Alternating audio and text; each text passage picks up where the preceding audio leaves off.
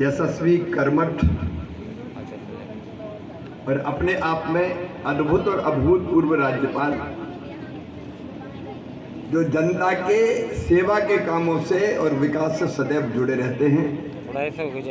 परम श्रद्धेय श्रीमान मंगू भाई पटेल जी, हमारे केंद्रीय मंत्री, वरिष्ठ नेता, यहाँ के लोकप्रिय सांसद भाई फग्गन सिंह कुलस्ते जी, मध्य प्रदेश के एडवोकेट जनरल और समाज सेवी आदरणीय श्रीमान प्रशांत सिंह जी, जनजाति कल्याण केंद्र बरगांव के अध्यक्ष श्री ML साहू जी, SECL के महाप्रबंधक श्री प्रदीप कुमार जी, बरगांव कल्याण केंद्र के सचिव भाई दिग्विजय सिंह जी, आदरणीय ब्रिगेडियर AP सिंह जी, यहाँ विराजमान सभी वरिष्ठगण, मेरे प्रिय बहनों, भाइयों, भांजे, भांजियों, आप सबको दोनों हाथ जोड़ के प्रणाम करता हूँ, राम राम करता हूँ, नमस्कार करता हूँ।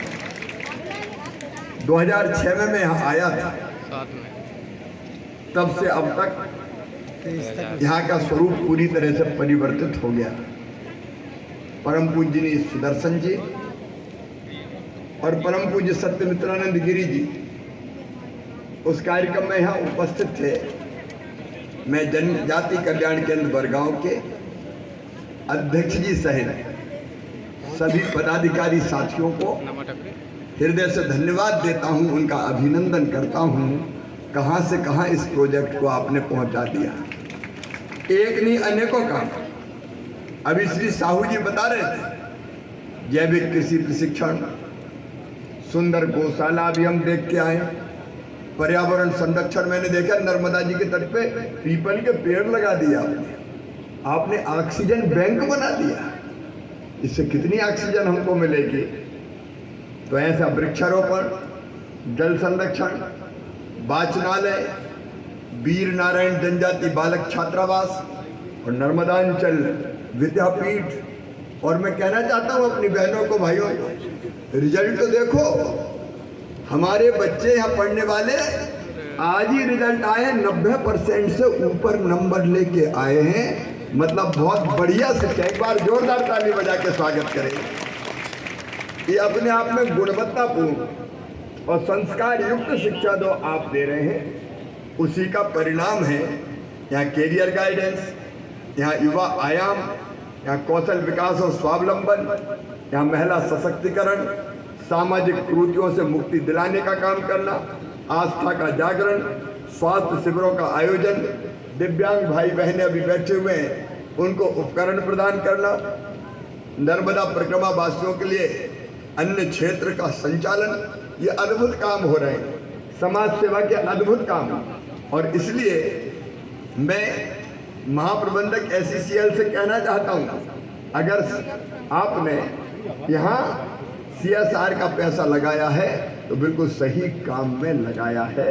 मैं SECL को भी धन्यवाद देता हूँ।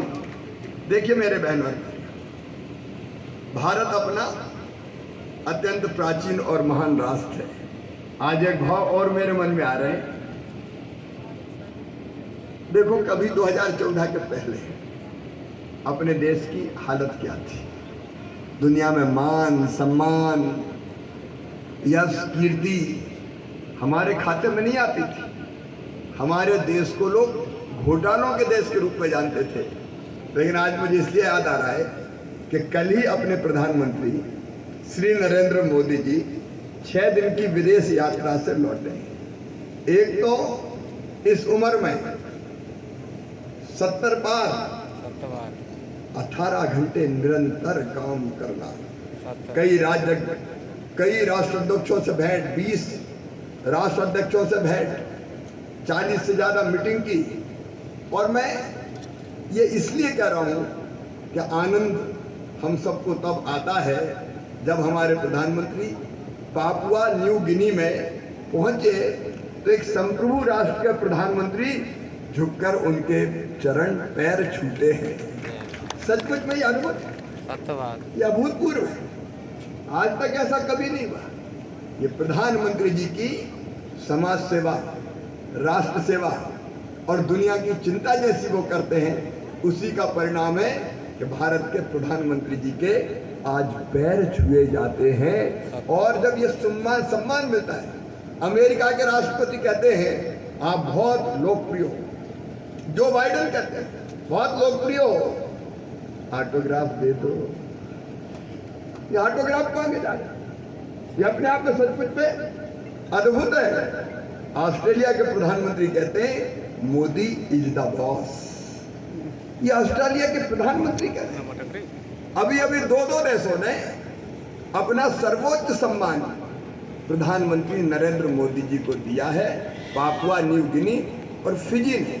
और ये केवल 2 देशों ने नहीं दिया, ये तो अफगानिस्तान ने अपना सर्वोच्च सम्मान उनको दिया, पहले फिलिस्तीन ने सर्वोच्च सम्मान दिया, यूएई ने सर्वोच्च सम्मान दिया, फिर रूस ने सर्वोच्च सम्मान दिया, फिर मालदीव ने दिया, फिर बहरीन ने दिया, फिर अमेरिका ने अपना सर्वोच्च सैन्य सम्मान दिया, सऊदी अरब ने उनको सर्वोच्च सम्मान से सम्मानित किया, दक्षिण कोरिया ने सम्मानित किया, पर्यावरण के क्षेत्र में काम करने के लिए संयुक्त राष्ट्र संघ ने कहा champions of the earth award से नवाजा।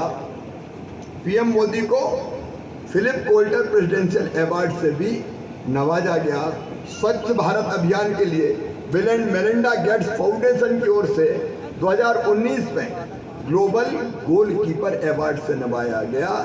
और विश्व ऊर्जा और पर्यावरण के क्षेत्र में बेहतर काम करने के लिए मोदी जी को इसी साल कैम्ब्रिज एनर्जी रिसर्च एसोसिएट पुरस्कार से सम्मानित किया गया। एसोसिएट ने global energy and environment leadership award से सम्मानित किया। ये मेरे मन में इसलिए आया अचानक कि आज ही मैं टिप्पणियां देख रहा था, ये सम्मान केवल प्रधानमंत्री नरेंद्र मोदी का सम्मान नहीं है, ये 140 करोड़ भारतवासियों का सम्मान। ये अद्भुत, अभूतपूर्व और दुर्लभ है। और ये इस बात का प्रतीक है कि भारत कितनी तेजी से आगे बढ़ रहा है। दुनिया के देश अब भारत को अपना लीडर मानते हैं और मार्गदर्शन के लिए प्रधानमंत्री मोदी से अपेक्षा करते हैं। उसी देश के इस क्षेत्र में आज मुझे प्रसन्नता है कि ऐसी संस्थाएं भी हमारे साथ, हमारे बीच में। जनजाति कल्याण केंद्र बरगांव, हमारे कई साथी बैठे, पहले यहाँ कुछ नहीं था, भरत जी बैठे हैं, बाकी मित्र बैठे। इन लोगों ने समाज के माध्यम से ये प्रकल्प खड़ा करके कितना सुंदर काम खड़ा किया है, नर सेवा नारायण सेवा। और इस क्षेत्र में जो विकास की दृष्टि से थोड़े पीछे रह गए, थोड़े नीचे रह गए, उस समाज की सेवा करने का काम मेरी माताओं बहनों और मेरे प्रिय भाइयों, कुछ लोग ऐसे हैं जो अभी भी समाज को तोड़ने का षड्यंत्र करने की कोशिश करते हैं। उनका काम है कैसे भी धर्मांतरण किया जाए, कैसे भी लव जिहाद जैसे कामों में कई जगह वो लगते हैं। ऐसे लोगों से सावधान रहना है और इसके लिए जरूरी है संस्कार युक्त शिक्षा जो यहाँ के विद्यापीठ में हमारे बच्चों को दी जा रही है। ज्ञान देना, कौशल देना, नागरिकता के संस्कार देना, ये सारे काम इस विद्यापीठ में हो रहे हैं। और इसलिए हमको सबको इस प्रकल्प से जुड़ने की कोशिश करनी चाहिए। हमारी संस्कृति, हमारे जीवन मूल्य, हमारी परंपराएं, उनका पालन करते हुए हमको आगे बढ़ने का भी काम करना चाहिए। आज चूंकि डिंडोरी में एक बहुत बड़ा कार्यक्रम है, इसलिए मैं ज़्यादा समय नहीं लेता। इस प्रकल्प से जुड़े, जनजाति कल्याण केंद्र से जुड़े हर एक मित्र का मैं शीश झुका के आभार व्यक्त करता हूँ। समाज का ये प्रकल्प दिशा देने का काम कर रहा है। इस प्रकल्प में जो सहयोगी है उनको भी मैं धन्यवाद देता हूँ, जैसे SCCL ने अपने CSR की राशि से पैसे दिए। और अभी अध्यक्ष श्री साहू जी ने बताया कि बाउंड्री वाल अगर और हो जाए, बाउंड्री वाल अगर और हो जाए तो यहाँ मामला और भी ये क्षेत्र संरक्षित हो जाएगा। और इसलिए बाउंड्री वाल का एस्टीमेट बनवाइए, बाउंड्री वाल की व्यवस्था यहाँ की जाएगी। अब हम कैसे करें हम तो छोड़ दीजिए, हम SCCL को पकड़े और किसी को पकड़े या हम करें वो काम हमारा है। लेकिन साहू जी आपने कहा है इतना अच्छा काम कर रहे हो, बाउंड्री वॉल बनेगी और हर संभव सहयोग, क्योंकि देश बनता है ऐसी संस्थाओं से ही, सरकार के साथ अगर समाज मिलके बेहतर काम करे तो कितने जल्दी बदलाव आता है। इसका प्रतीक है ये हमारा जनजातीय बरगांव का केंद्र। एक बार सभी मित्रों को फिर से बहुत बहुत धन्यवाद, प्रणाम, नमस्कार। सभी बोलेंगे भारत माता की।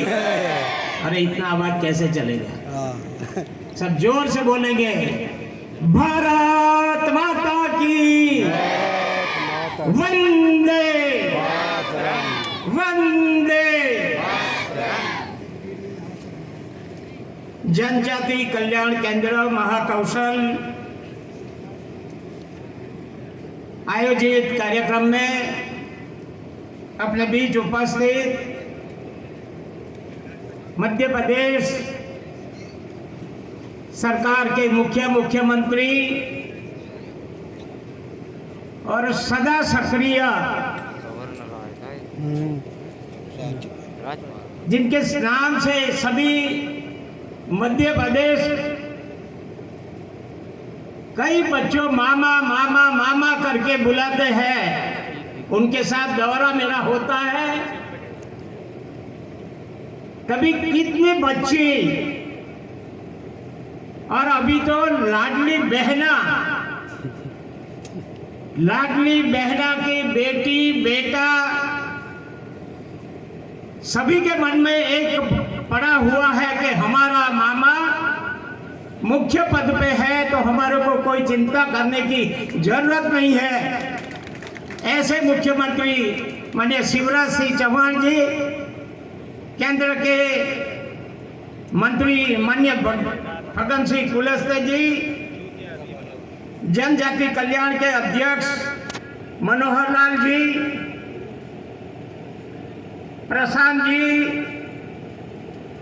प्रदीप कुमार जी, दिग्विजय सिंह, सामने बैठे हुए सभी महानुभाव अधिकारीगण, उपस्थित भाइयों बहनों, प्यारे बच्चों, मीडिया के मित्रों, यहाँ दो पूज्य परम पूज्य सत्यामित्रानंद जी और माननीय सुदर्शन जी का यहाँ उनके प्रेरणा से एक जनजाति सेवा प्रकल्प चल रहा है। माननीय सुदर्शन जी की एक बात आज भी मैं बहुत साल पहले उनको सुना, चरैवती यही जो संकल्प सेवा प्रकल्प चल रहा है उसमें भी ये है, चलते रहो, समाज के लिए जो करना है, बिछड़े हुए समाज के लिए जो करना है, ऐसे प्रकल्प चलाना है, उसमें सबका सहयोग हो। और देखो कितना विशाल कार्य में यहाँ बोला गया, 5 अक्टूबर में आया था, मगर तभी और आज में बहुत सी बढ़ोतरी हो रही है। आज भूमि पूजन भी हमारे हाथ से करवाया गया है। इसलिए मैं ये सेवा प्रकल्प करने जुड़ने वाले सभी लोगों को बहुत बहुत धन्यवाद देता हूं। तालियां तो बजाओ उनके लिए। और ऐसे कार्यक्रम में जहां जहां सहयोग करना है वहां महानुभाव बैठे हैं, उसको करना चाहिए। रचनात्मक काम ये है, यह बताया गया। गौशाला तो हम देख के आए, अभी उनका लोकार्पण भी हुआ। शिक्षण की बात है, जनजाति समाज में शिक्षण के लिए ऐसा कहा जाता है, प्रगति की पारा शिक्षण है, एजुकेशन है। जहां तक समाज पढ़ेगा नहीं वहां आगे बढ़ेगा नहीं। शिक्षण की ऐसी एजुकेशन की व्यवस्था के लिए भी बहुत बहुत धन्यवाद है। एक आरोग्य की बात हुई है, मेरी बात आगे भी जाना है इसलिए ज्यादा बोलना नहीं चाहता, मगर आरोग्य के बारे में मध्य प्रदेश सरकार ने एक बीड़ा झड़पा है, सिकल सेल नाम का। जनजाति समाज में जो सिकल सेल है, कई परिवार को भी मालूम नहीं है कि हमारे घर में बच्चे सिकल सेल वाले हैं, क्योंकि ये अनुवांशिक रोग है। अगर माँ बाप को होगा तो बच्चे में आएगा ही, उसमें डिसीज है। जो गंभीर रोग है। मैंने मनसुख मांडविया जी केंद्र के मिनिस्टर जो हमारे साथ एक बार विधायक भी रहे, मैंने उनको बोला कि 100 साल में कोरोना आया, सारी दुनिया को हिला के चला गया, मगर ये ट्राइबल में ये कोरोना से भी खराब सिकल सेल है, वो अनुवांशिक है, उसकी जांच अच्छी तरह हो और उनकी दवाइयाँ हो तो कई बच्चे को, कई परिवार को हम बचा सकेंगे। ये यहाँ के लोगों को भी आग्रह करता हूँ, और काम भी कर रहे हैं, मेरे पास आगे आए थे, तभी लेके भी आए थे कि हमने सिकल सेल की भी जांच किया है। मगर अभी मध्य प्रदेश सरकार ने 20 डिस्ट्रिक्ट में जांच और दवाइयाँ देने का, मुफ्त दवाइयाँ देने का और जांच करने का बीड़ा झड़पा है। उसकी ज़्यादातर सरकार की योजना का लाभ लेकर एक भी आदिवासी परिवार बिना जांच रहे नहीं, ऐसा प्रयत्न करना चाहिए।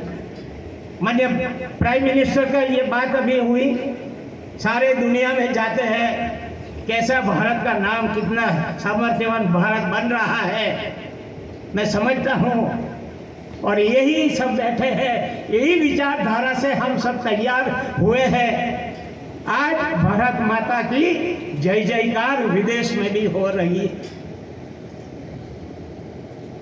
उन्होंने गुजरात का जो उनका सिकल सेल का अनुभव था, उसके लिए अभी 15,000 करोड़ रुपया केंद्र के बजट में प्रावधान हुआ है, क्योंकि वो भी सिकल सेल को अच्छी तरह जानते हैं। मैं समझता हूँ कि केंद्र ने भी अभी जो बीड़ा झड़पा है उसमें से उन्होंने घोषित किया है कि 2047 में एक भी सिकल सेल वाला बच्चा नहीं पैदा हो, ऐसे ही हम घोषणा करते हैं। और टीबी मुक्त 2025 में टीबी मुक्त भी होना है। इसी काम में हमारे सब विचारधारा के ये संस्था वाले भी सब आगे काम करते रहेंगे, और जहाँ जरूर है हम भी उसमें सहयोग करेंगे।